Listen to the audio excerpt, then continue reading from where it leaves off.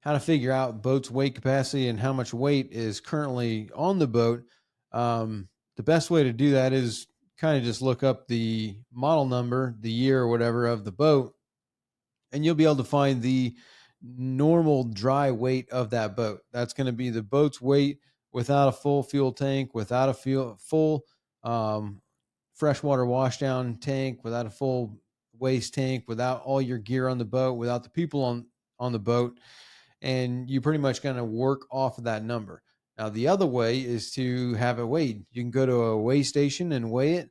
You can take it to a marina and have them pull it out. And most forklifts are going to have a scale built into them, so they'll be able to see what the weight of the boat is in its current state, which is going to have a lot of your gear and stuff on there.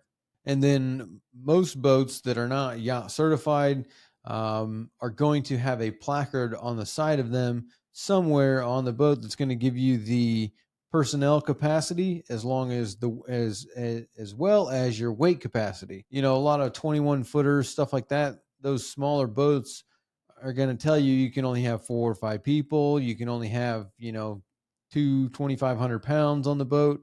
A lot of times that weight limit is based on how the boat performs in the water, how that affects the static water line of the boat, being the where the water line, the outside water line is on the hull, and then a lot of that factors into where the deck drains are and stuff like that. So if you put too much weight in the boat and the static water line is normally, you know, 4 inches from the deck drain, but you overload this boat and now all of a sudden the boat's down in the water far enough to let water into the deck drains, then you're going to sink the boat. And once you overload a boat, I mean, there's other issues there. I mean, you put too many people on the boat, now all of a sudden it's topsy-turvy and you could roll it.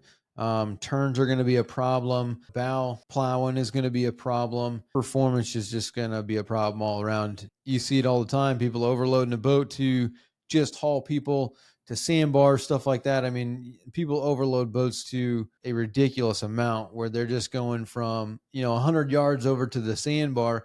And so they put 34 people on the boat with all the coolers, the umbrellas, the gear, the chairs, like everything. Another problem with overloading it is probably going to be the strength of the boat. Let's say it's a cheaper made boat and you put too many people on it and you start to break the fiberglass of the deck to the gunnels, create stress cracks, stuff like that. So I would say those are going to be your main things of overloading a boat above capacity. Now, if you enjoyed this clip, you can watch the full episode over here, or you can watch another one over here.